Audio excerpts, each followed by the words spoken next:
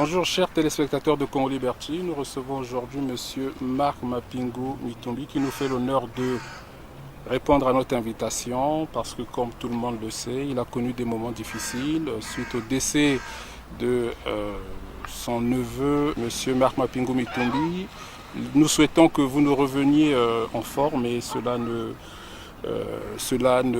se voit, cela ne nous surprend pas que vous soyez là. Est-ce que vous avez un mot à l'endroit de tous ceux qui vous ont assisté?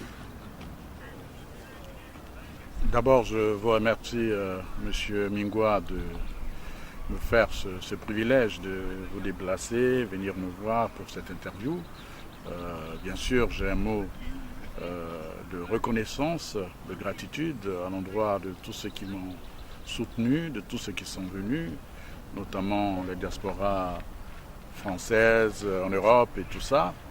Et merci, mille merci, parce que ce sont des moments souvent difficiles où la présence des amis ou le mot, un simple mot, suffisent pour vous consoler. Et je crois que j'ai été très touché et encore une fois de plus, merci pour tous ceux qui étaient là. Et voilà, la vie continue. Et la vie est belle malgré tout cela et il faudrait continuer à vivre. Monsieur Marc Mapingu Mitumbi sur Congo Liberty, alors vous allez m'excuser, ce n'est pas pour rappeler un événement douloureux, mais on a aussi vu pendant cet événement-là que vous avez été victime d'une certaine campagne, il faut dire pitoyable, médiocre, de personnes qui, on le sait, se réclament de l'opposition. Est-ce que finalement, vos vrais adversaires, contrairement à ce que tout le monde pense, ce n'est pas le pouvoir de Mpila, mais des Congolais qui se réclament de l'opposition, dont on ne citera pas dedans. C'est la vie, vous savez, autour du pouvoir du PCT ou de Mpila, il y a bien des gentlemen, il y a des gens civilisés. Et parmi nous aussi, il y a des gens civilisés et il y a aussi des médiocres. Donc, que voulez-vous que je vous dise ? Je pense que sur certaines questions qui sont des questions de mort, des questions de maladie, nous sommes tous concernés. Je n'ai jamais vu des gens immortels. Même le Fils de Dieu, Jésus, on a vu comment il est parti. Donc devant la mort, nous sommes tous égaux et nous sommes tous concernés. Et généralement, on n'a pas de contentieux dans nos traditions avec les morts ou avec la mort tout simplement. Alors le reste, je souhaite tout simplement à ceux-là qu'ils soient des gens éternels sur terre et qu'autour d'eux, il ne puisse jamais se passer ce type de situation. Chacun est le reflet de ce qu'il a reçu comme éducation, comme culture, comme ce qu'on lui a transmis. Donc je ne ferai pas de commentaires là-dessus. Marc Mapingu Mitumbi sur Congo Liberty. Alors, aujourd'hui, on voit bien que vous êtes la cible de plusieurs milieux politiques congolais, on va appeler ça comme ça, même si pour certains, ce sont des mafias. Il se passe aujourd'hui, au sein de la diaspora, plusieurs contentieux entre personnes qui se réclament combattants. Comment se fait-il que des doyens comme vous, autour duquel convergent plusieurs résistants congolais, n'arrivent pas à canaliser ou à encadrer toutes ces dérives? Bon, d'abord parce que la diaspora, elle est plurielle, elle est complexe. Et je ne dirais pas que c'est pour ça que penser qu'on peut être président d'une diaspora, c'est vraiment une gageure. Moi, je crois que le vrai problème, c'est que nous avons entamé un combat ici sur la place de Paris. C'est un vieux combat. Nous, on l'a entamé depuis 98, 99, avec, paix à son âme, des gens comme les Kombo Mungunga qui sont partis avant nous. Et, personnellement, je suis dans un combat permanent face à un régime qui est revenu au pouvoir en utilisant les armes, n'a rien fait de bon. Au contraire, il a mis le pays dans la phase que nous connaissons. Donc je suis resté constant dans cette forme de dénonciation, dans cette forme de résistance. Il y a eu ce que vous savez, le non au changement de la Constitution, nous avons adhéré. Et là, j'ai rencontré une nouvelle génération des jeunes gens, pour la plupart sympathiques et pour la plupart respectueux. Et ils sont là, on les appelle, je ne peux pas citer les noms pour ne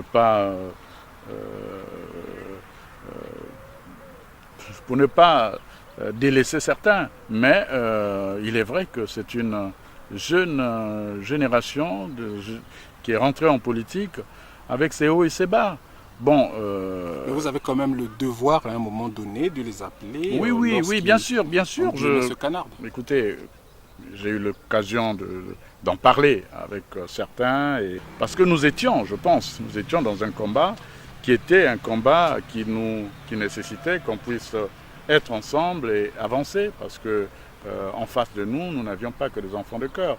Bon, maintenant, il y a eu des incompréhensions et il y a eu aussi des infiltrations, parce que en face de nous, on a aussi des gens qui ont des moyens de faire des pressions, de nous diviser, de créer des personnages ex nihilo comme ça, qui viennent, et puis c'est compliqué. Donc on a essayé on observe tout ça, et ce qui est important, c'est quelle est notre capacité à nous battre, à résister hors du pays, parce que ceux qui sont au pays sont pratiquement muselés, ils ne peuvent rien faire.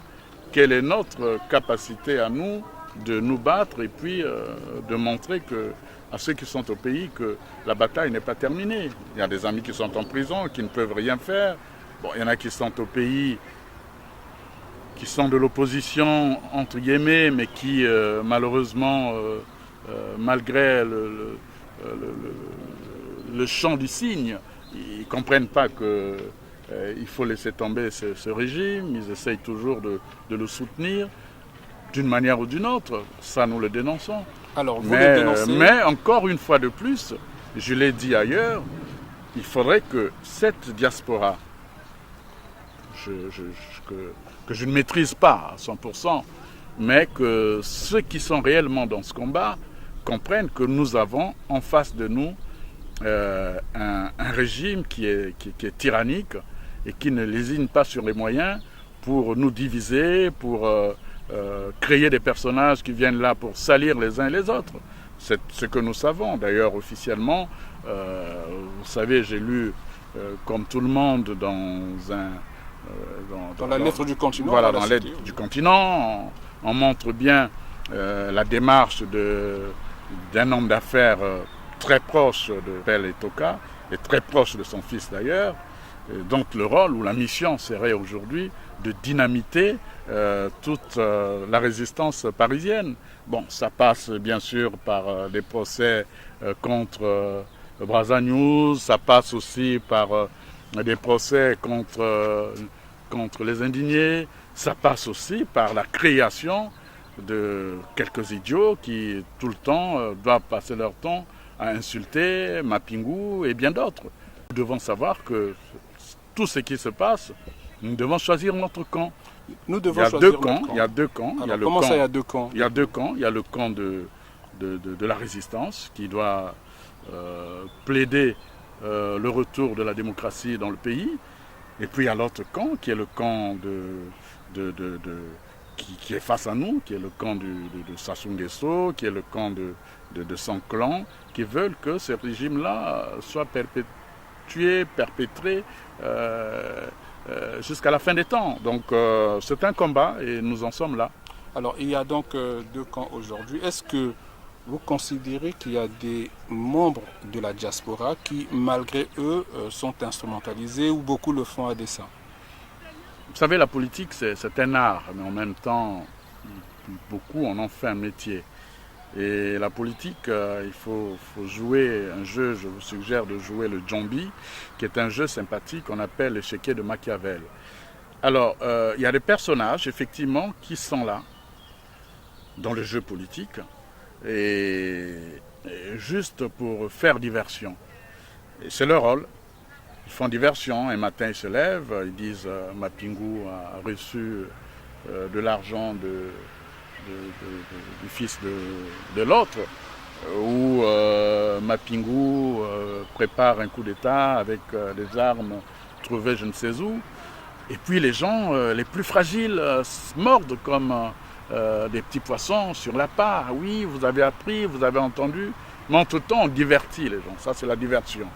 Ce qui est la marque que nous connaissons du PCT depuis des longues années, l'intrigue, la manipulation, et puis et ça, beaucoup de gens ont perdu leur vie depuis 63 jusqu'à aujourd'hui. On a vu le procès. Au cours de ce procès, qu'est-ce qui était extraordinaire?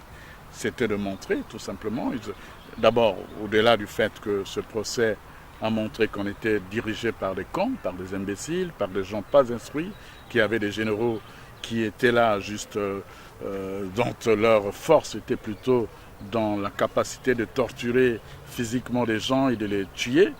C'était des gens sans réflexion. Imaginez-vous, dans un monde moderne, ce type de généraux, face aux généraux, même des autres pays africains, des Saint-Syriens ou d'autres qui ont fait des écoles sérieuses et qui réfléchissent sur l'avenir de leur pays. Bon, ces gens-là, c'était des minables. Ça montrait dans quel état nous sommes aujourd'hui. Mais est-ce que c'est vrai seulement dans l'armée congolaise ou c'est vrai aussi dans l'administration, par exemple? Je sais que vous avez des remontées du pays, j'ai pas envie de dire des réseaux, c'est peut-être ça, mais bon, est-ce que dans l'administration congolaise, est-ce que l'administration congolaise aujourd'hui est à l'image de l'armée? En tout cas, je parle des cadres. Non, bien sûr, c'est-à-dire qu'on peut refaire le tour de l'administration, le tour des fonctionnaires de l'État.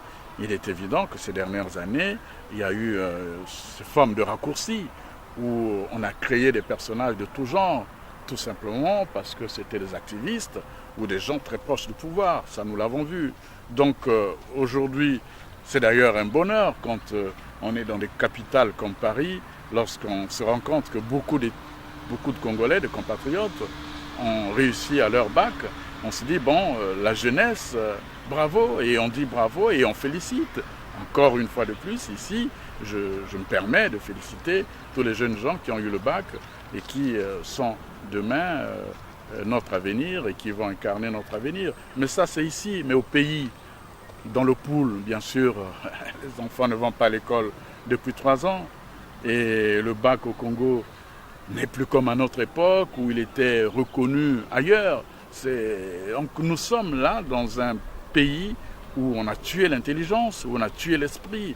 Donc tant qu'il n'y aura pas des hommes capables de redonner confiance au peuple en démontrant que, comme disait Churchill, que l'empire de demain, ça sera l'empire de l'esprit. C'est-à-dire que c'est avec l'intelligence, avec la compréhension du monde dans lequel nous vivons, qui est un monde de la technologie, qui est un monde du numérique, qui est un monde de technopole, qui est un monde de start-up, tant qu'on n'est pas dans ce discours-là, qui est un discours du monde qui avance très vite, avec une vitesse que vous connaissez, c'est vrai qu'on sera toujours derrière, on portera des costumes, on aura des fusils pour nous protéger, mais pour l'avenir, ça sera malheureusement un handicap réel pour le pays. Marc Mapingumi Tumbiso Congolais Berger, alors je sais aussi que vous êtes fidèle en amitié, en tout cas pas seulement à mon endroit, mais auprès du général Mokoko aussi. Est-ce que vous avez des nouvelles du général? Oui, j'ai des nouvelles. Je crois que le général, bien sûr, il a adopté une attitude de silence lorsqu'il s'est retrouvé au procès. Beaucoup n'ont pas compris, mais je crois qu'avec le recul, des milliers de gens, des Congolais, et notamment le monde entier, a compris que son silence était d'or et il était important qu'il puisse se taire pour montrer encore une fois de plus la vanité et en même temps la légèreté, l'incurie du système dans lequel nous nous trouvons. Donc j'ai des nouvelles, oui, j'ai des nouvelles, on continue à travailler parce que d'abord là, on attend d'ici août ou septembre le groupe des Nations Unies qui doit répondre sur cette arrestation arbitraire. Les avocats parisiens de Mokoko ont effectivement porté plainte pour cela et nous continuons à travailler. Donc il a forcément des nouvelles de ce qui se passe. Mais est-ce que vous n'êtes pas aujourd'hui seul côté du général Mokoko? Quand je dis seul, les Congolais qui se sont mobilisés pour lui sont passés à autre chose. Est-ce que finalement, le général Mokoko, c'était oui un épiphénomène et on passe à autre chose? C'est la vie, c'est la vie. Je ne peux pas dire que je suis seul. Il y a des gens qui sont, comme je l'ai dit, dans un système où ils sont muselés, où ils sont torturés, où ils sont suivis de près. Mais je crois que les véritables citadelles, c'est souvent dans le cœur des hommes qu'on les bâtit. Et je crois que dans le cœur des Congolais, désormais, ils savent qu'il y a un monsieur qui s'appelle Mokoko et qui a montré à la face du monde sa capacité d'être un vrai leader. Marc Mapingu Mitumbi sur Congo Liberty, on sait, Marc Mapingu Mitumbi, que vous êtes un pacifiste, que vous n'avez jamais été un ayatollah. Cela vous a même valu sous le régime de Pascal Lissouba des inimitiés au sein du pouvoir. Il y a aujourd'hui, vous êtes un homme de dialogue, il y a aujourd'hui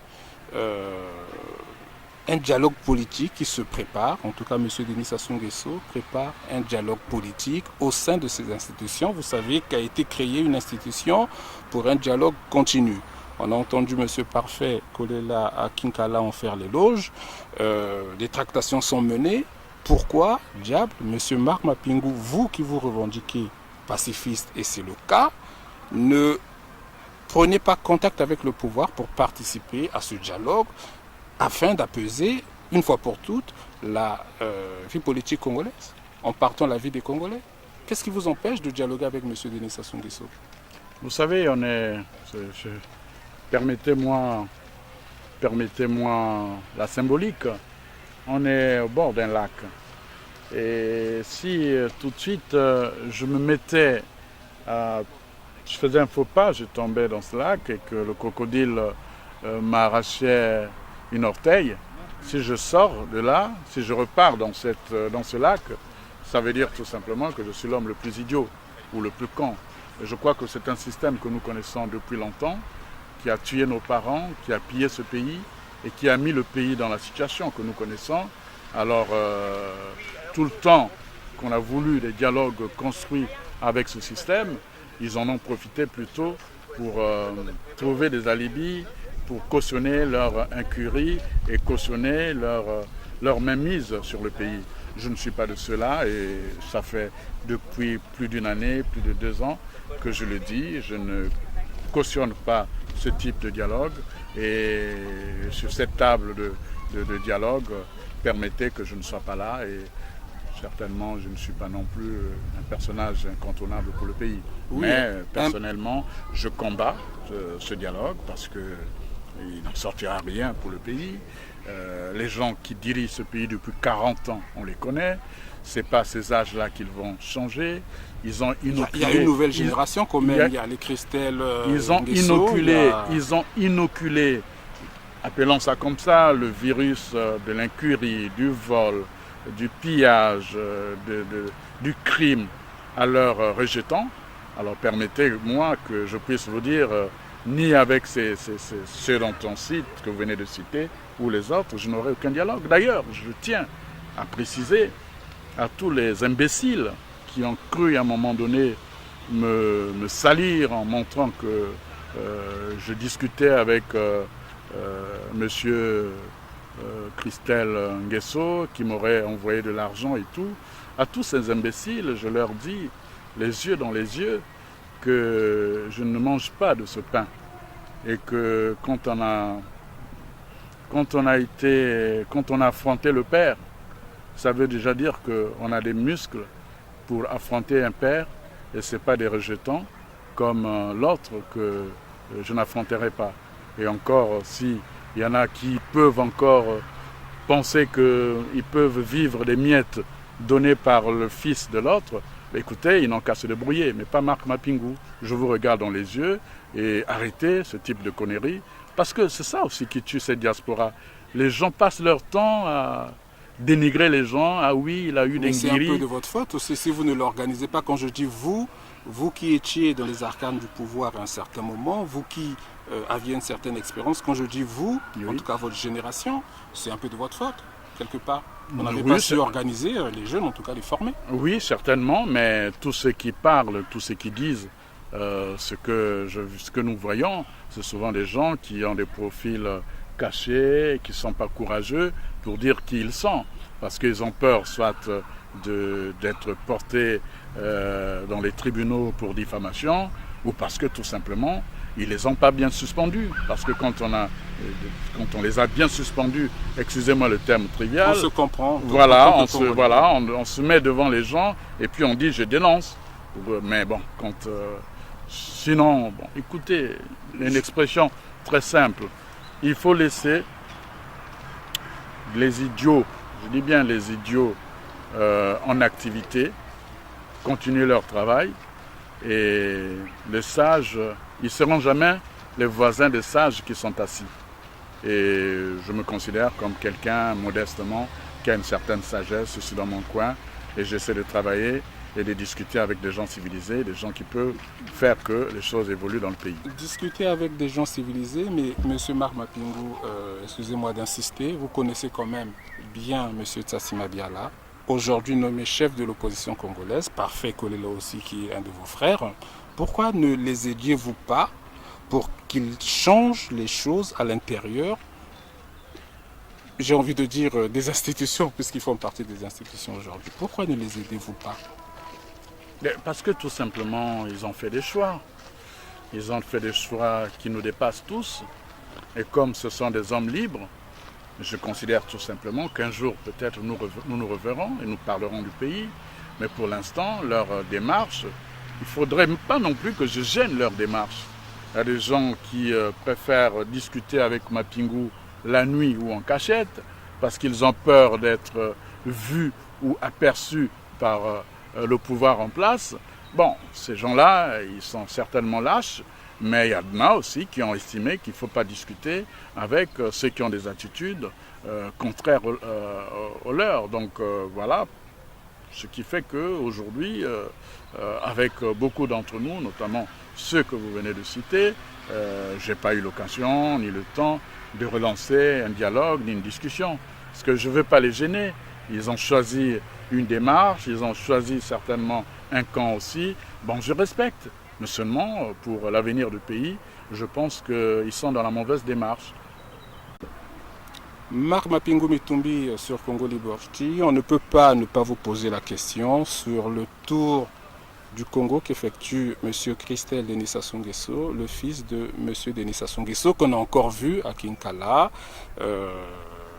en train donc de parader et avec l'idée de venir soigner des populations. Est-ce que c'est plutôt pas une bonne démarche de voir que des citoyens congolais, même s'il s'agit de Denis Christelle Sassou Nguesso, de voir des citoyens congolais qui vont vers les populations pour les soulager un tout petit peu?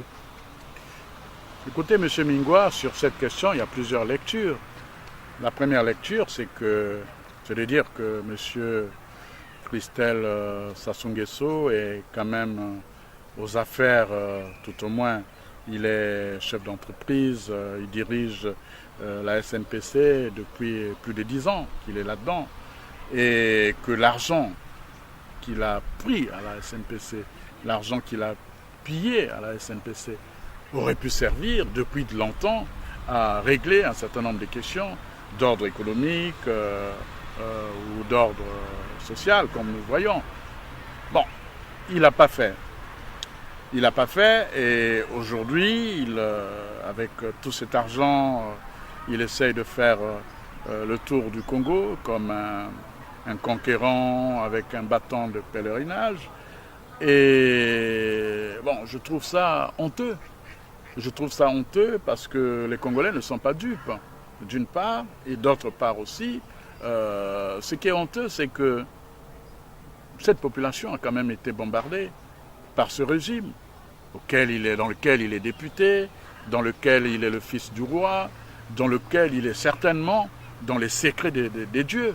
Donc on n'a jamais entendu ce monsieur dénoncer. Moi j'ai dénoncé très tôt. Même si certains, de façon spontanée, apparaissent comme les seuls défenseurs du pôle, moi j'ai dénoncé dès qu'il y a eu des bombardements du pôle. Je suis passé sur les réseaux sociaux, je suis passé à Africa 24. On peut retrouver où j'ai dit que ce qui se passait était mauvais. À cette période, je ne voyais pas beaucoup de gens, qu'on le veuille ou non. Et moi je dis, ce qui se passe aujourd'hui dans le pool est lamentable. Mais ceux qui, il faut le dire, ceux qui vont attendre, qui battent des tam-tams et tout ça, ou c'est cette minorité qu'on donne 2000 francs CFA parce que bon, les parents sont dans la misère, ils sont démunis. Je comprends qu'ils puissent mordre à la part. Mais ce qui est vrai aussi, c'est que la plupart des gens qui viennent attendre le fils de l'autre viennent de Brazzaville, dans des grands bus, pour faire du bruit, pour faire du tintamarre, pour qu'on donne une certaine dimension à cette conquête. Mais, qu'on le veuille ou non, il y a une chose que vous devez comprendre. Le peuple du Poul est un peuple résistant. Ils ont produit les Mathieu André, ils ont produit pas mal des gens, et pas mal des héros, pas mal des martyrs. Et en même temps, le peuple du Poul, quand vous le voyez, c'est un peuple libre. C'est quand même le même peuple qui s'est organisé un jour à faire partir Fulbert Youlou, qui était pourtant le leur. C'est le même peuple qui un jour a dit à Massamba Deba, il y avait certainement certaines limites, ils ont fait partir. Donc moi j'ai confiance en ce peuple-là. Et il ne faut pas faire de l'amalgame, il faut tout simplement dire au régime que c'est minable ce qui est en train de se faire. Parce que vous ne pouvez pas venir comme ça vous réjouir sur un terrain où l'odeur de la mort plane encore et vous apparaissez comme des charognards qui viennent voir si tout le monde est mort, si tout le monde vit et qu'est-ce qu'ils sont devenus. Je crois que M. Christelle Nguesso aurait pu se passer de ce voyage et puis de s'organiser autrement. Il pouvait donner cet argent, acheter des médicaments, donner à des ONG ou donner au ministère de la Santé. Peut-être que ça l'aurait grandi. Mais là, on voit, vous allez m'excuser, M. Oui. Marc Mapingu Mitumbi, vous qui aviez un certain sens de la spiritualité qu'au Congo, finalement, la vie humaine n'a plus beaucoup d'importance ou de sens, je ne sais pas, mais quand on voit aujourd'hui le fils de celui qui a massacré dans le Poul venir distribuer des miettes aux populations, il y a quand même quelque chose qui relève de l'incurie. Oui, ce qui fait mal. C'est ça le Congo de demain? Ce qui fait mal, c'est pas seulement ça le Congo de demain. Ce qui fait mal, c'est que voilà les vraies questions que les gens ne regardent pas. Les gens, ils préfèrent s'entre-déchirer. Ceux qui ont l'occasion de se battre, ceux qui ont l'occasion de continuer à dénoncer tout cela, rentrent dans la diversion pour trouver des boucs émissaires ailleurs, alors que le vrai problème, il est au pays. Le vrai problème, c'est un système. Alors, c'est encore un appel que je lance aux jeunes gens qui n'ont rien compris. Je dis, ces gens-là ne vous donneront jamais de fortune pour construire le monde ou pour construire quoi que ce soit. Ils vont vous manipuler parce qu'ils sont conscients de l'état dans lequel ils ont mis le pays, ils ont mis les Congolais. Ils ont appauvri pour mieux les manipuler et pour mieux les mater. Mais nous qui sommes quand même dans un pays qu'on peut considérer comme le pays de la lumière, le pays qui a connu la révolution, le pays qui est dans un pays civilisé. Nous suivons ce qui se passe, les débats de la modernité. Nous devons faire attention et nous dire, au-delà de ces petites manipulations du pouvoir en place, nous devons nous organiser pour être un et pour nous battre contre ce système-là. Il faut que les Congolais s'organisent pour être un, pour combattre ce campagne. Tels sont les mots de M. Mapingu que nous résumons. Pour terminer cette émission, M. Marc Mapingu, l'été arrive, c'est donc la fin de la période académique et scolaire. Est-ce qu'on peut se permettre aujourd'hui, même si on est dans un autre registre, de faire le bilan du premier semestre de l'année 2018 sur le plan politique au Congo et même pour vous-même? Bon, sur le plan politique, je crois que nous avons eu droit à tous ces procès kafkaïens. Je crois que tout ce qui a fait l'actualité, c'était quand même ce procès contre Mokoko et bien d'autres. Bon, ça a montré les limites d'un régime qui a passé son temps à mentir et qui s'est trompé d'époque. Parce que hier, on pouvait mettre des tracts dans une voiture, mettre des kalachnikovs dans une cour. Bon, peut-être que ça pouvait passer, il n'y avait pas des réseaux sociaux, il n'y avait pas des gens, des contre-pouvoirs. Aujourd'hui, il y a un contre-pouvoir, et ce vrai contre-pouvoir, c'est cette jeunesse qui comprend les choses, cette jeunesse qui observe les choses, cette jeunesse qui est née avec le numérique, cette jeunesse qui est née avec les réseaux sociaux, et cette jeunesse qui a voyagé, Dieu merci, et qui voit comment ça se passe ailleurs. Et hier, quand on mettait des kalachnikovs dans la voiture pour aller les déposer chez Kolela en disant Kolela prépare un coup d'État ou Lissouba prépare un coup d'État, c'était des gens qui étaient colmatés dans un système de parti unique. Les seuls repères, c'était Moscou. Aujourd'hui, les jeunes, vous allez dans le monde entier, vous trouverez des Congolais en exil. Vous allez aux États-Unis, vous allez en Australie, partout, vous trouverez. Donc, c'est une nouvelle époque. Or, tout le problème de M. Sassou, c'est que cette époque le dépasse. Et les gens qu'il a formés dans les assassinats et autres ne connaissent pas cette époque. Ils sont obligés d'être brutaux et tout ça. Voilà pourquoi ils sont aujourd'hui discrédités dans le monde entier. Moi, je pense que si je dois retenir, je dirais oui, politiquement, il n'y a rien eu. On n'a pas avancé. On n'a pas avancé parce que économiquement, vous avez suivi les négociations avec le FMI.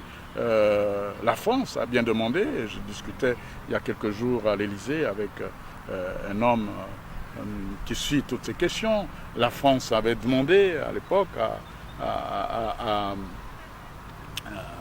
Bruno Le Maire de discuter, d'aller au Congo et dire à Sassou que la position de la France sera celle du FMI.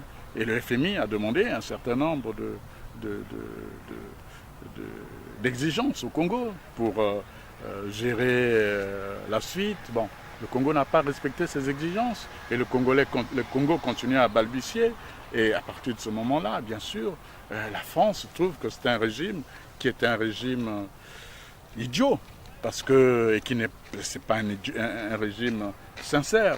Donc, quand bien même des gens comme les Toka viennent, passent pour des baroudeurs pour faire plaisir à Sassou en montrant qu'ils viennent dynamiter l'opposition ici, ou des jeunes qui se battent pour la liberté, je dis, même des gens comme les Toka auront des limites parce que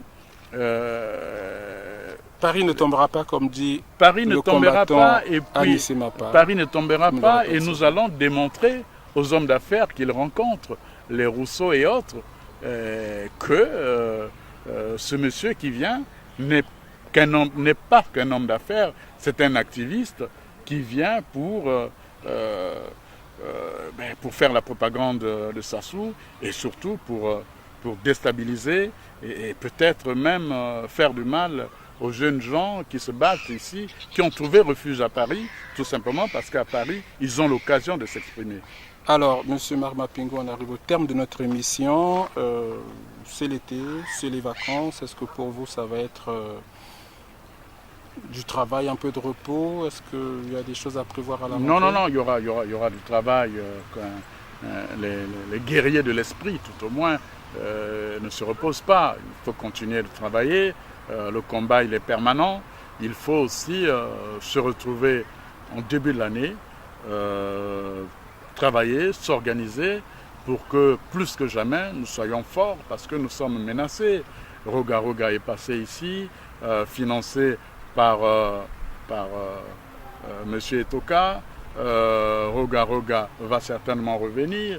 Et des gens comme Okemba, les services de renseignement, sont restés longtemps à Paris pendant que Roga Roga était ici, avant que M. Sassou Nguesso n'arrive ici, pour discuter avec les services qui sont les mêmes amis, on les connaît, discuter avec ses services, comment noyauter l'opposition, comment noyauter tout le monde. Bon, nous l'avons compris. Nous l'avons compris. Aujourd'hui, nous devons, nous aussi, nous organiser pour montrer aux uns aux autres que la place de Paris ne tombera pas. Alors, les attaques cybernétiques sur Brazza News, les procès à la con contre certains d'entre nous, les Nitou et autres, ne sont que du cataplasme sur une jambe de bois. Donc, comprenez que ça n'ira pas loin, parce que nous sommes déterminés dans un pays de liberté et nous allons continuer à nous battre jusqu'à ce que notre peuple retrouve un jour la liberté, parce que ce peuple-là est pris en esclavage par un clan, par une famille. Merci Monsieur Marc Mapingu Mitumbi, c'est toujours un plaisir de vous recevoir et nous vous invitons une fois de plus sur Congo Liberty à la rentrée. Comme vous l'avez dit, vous allez continuer à travailler. C'est le cas de Congo Liberty aussi, malheureusement qui ne prend pas de vacances. À très bientôt. Merci. Et merci pour tous ceux qui me suivent et tous ceux qui me soutiennent, et tous ceux qui soutiennent le combat que nous menons ici dans la diaspora. Et je vous assure qu'on peut tout dire sur nous, mais la vérité a le cœur tranquille. Merci.